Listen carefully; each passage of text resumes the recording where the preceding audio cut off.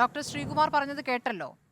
കുട്ടിക്ക് നാവിന് കെട്ടുണ്ട് എന്നുള്ളത് ഡോക്ടർമാരുടെ ബോധ്യമാണ്. അത് ഇപ്പോൾ അത്ര രീതിയിൽ മനസ്സിലായല്ലോ. കുട്ടി സംസാരിക്കില്ല എന്നല്ല, ചില വാക്കുകൾ ഉച്ചരിക്കാൻ, ചില പ്രൊനൗൺസിയേഷനൊക്കെ ബുദ്ധിമുട്ടാകും. അത് പിന്നീട് സ്കൂളിൽ പോകുമ്പോൾ വലിയ രീതിയിൽ അത് പ്രശ്നമായി തീരുകയും ചെയ്തു. ആ പ്രശ്നമാണ് ഇപ്പോൾ പരിഹരിച്ചതെന്നാണ് ഡോക്ടർ പറയുന്നത്.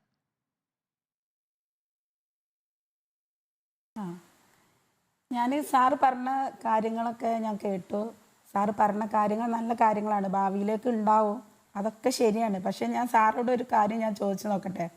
നമ്മൾ ഒരു ഓപ്പറേഷത്തിന് പോകുമ്പോൾ എന്തൊക്കെ കാര്യം കഴിഞ്ഞിട്ടാണ് നമുക്ക് ഡേറ്റ് കിട്ടുന്നത്? എല്ലാ ടെസ്റ്റുകളും കഴിഞ്ഞിട്ടാണ് നമുക്ക് ഡേറ്റ് കിട്ടുന്നത്. മോൾക്ക് പിറ്റേന്ന് തന്നെ ഡേറ്റ് കിട്ടിയത് അവളെ വിരൽ അത്രയും ഇതായിരിക്കണം, മുടിൻ്റെ മുകളിലൊക്കെ കുടുങ്ങിയിട്ട് ഭയങ്കര പ്രശ്നമായതിനെ കൊണ്ടാണ് പിന്നെ പിറ്റേന്നൊക്കെ ഡേറ്റ് കിട്ടിയത്. അല്ലെങ്കിൽ ഞങ്ങൾക്ക് ഇപ്പോഴൊന്നും ഡേറ്റ് കിട്ടൂല. പിന്നെ സാറ് ഇതേപോലെ ഓപ്പറേഷൻ ചെയ്യുന്ന സമയത്ത്, കൊണ്ടുപോയ സമയത്ത് ഇങ്ങനെ കണ്ടിട്ടുണ്ടെങ്കിൽ ഞങ്ങളടുത്ത് വന്നിട്ട് ഈ ഓപ്പറേഷൻ കഴിഞ്ഞിട്ട് സാറ് ഞങ്ങളടുത്ത് പറയാം, കുട്ടിക്ക് ഇങ്ങനത്തെ ഒരു കംപ്ലൈൻറ്റ് ഉണ്ട് കേട്ടോ. അതല്ലേ സാറ് ചെയ്യേണ്ടത്? അല്ല, ഡോക്ടർ ശസ്ത്രക്രിയ ചെയ്ത ഡോക്ടർ അതാണ് കംപ്ലൈന്റ് എന്നാണ് വിചാരിച്ചത്. അതല്ലേ പ്രശ്നം?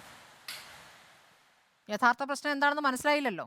അതെ, സാറടുത്ത് അതെ സാറിന് മാറിപ്പോയതാ. സാറ് സമ്മതിച്ചല്ലോ, സാറിന് മാറിപ്പോയതാണെന്ന് സാറ് സമ്മതിച്ചിട്ടുണ്ടല്ലോ.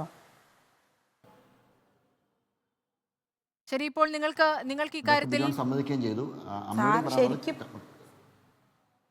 ഡോക്ടർ മറുപടി പറഞ്ഞോളൂ.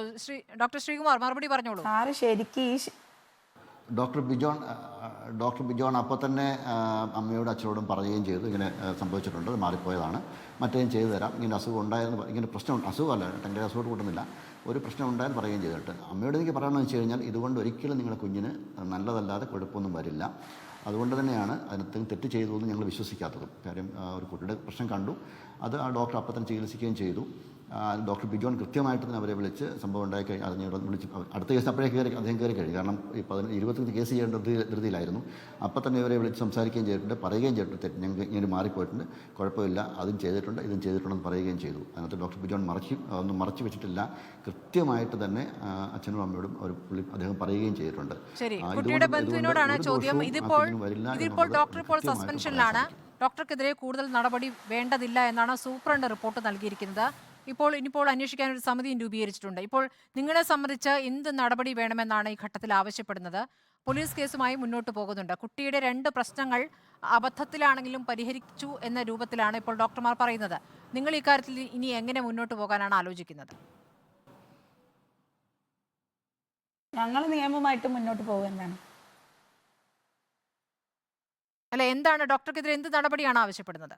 ഹലോ, ഡോക്ടർക്കെതിരെ എന്ത് നടപടിയാണ് ആവശ്യപ്പെടുന്നത്?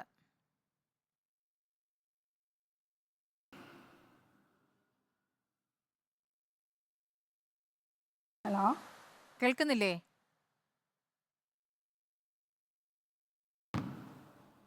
ഞങ്ങളെ ആവശ്യം എന്താണെന്ന് വെച്ചാൽ ഇനി ഒരു കുട്ടിക്ക് ഇങ്ങനെ ഒരു ഗതി വരരുത്. ഹലോ, പറഞ്ഞോളൂ. അതാണ് ഞങ്ങളെ ആവശ്യം. ശരി, കേസുമായി മുന്നോട്ട് പോകും. നൗഷാദ് തെക്കയിൽ ഇപ്പോൾ 2 കേസിലും സംഭവിച്ച കാര്യങ്ങൾ വിശദമായി തന്നെ നമ്മൾ ചർച്ച ചെയ്തല്ലോ. നൗഷാദ് തെക്കയിൽ തുടക്കത്തിൽ തന്നെ പറഞ്ഞൊരു കാര്യം, ഡോക്ടറും രോഗിയും തമ്മിൽ കൃത്യമായി കാര്യങ്ങൾ അങ്ങോട്ടും ഇങ്ങോട്ടും സംസാരിക്കുന്നില്ല, അതിനുള്ള സമയമില്ല, അതിനുള്ള എണ്ണവുമില്ല മെഡിക്കൽ കോളേജിൽ ഡോക്ടർമാരുടെ കാര്യത്തിൽ എന്നുള്ള കാര്യം നമുക്ക് വ്യക്തമാണ്.